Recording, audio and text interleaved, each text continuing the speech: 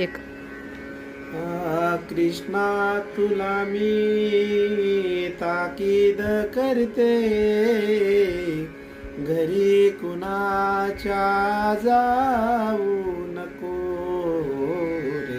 कृष्णा तुला मी ताकीद करते, घरी कुणाच्या जाऊ नको.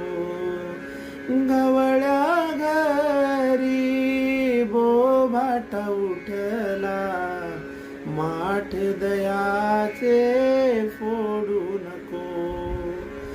गवळ्या घरी बोभाट उठला, माठ दयाचे फोडू नको.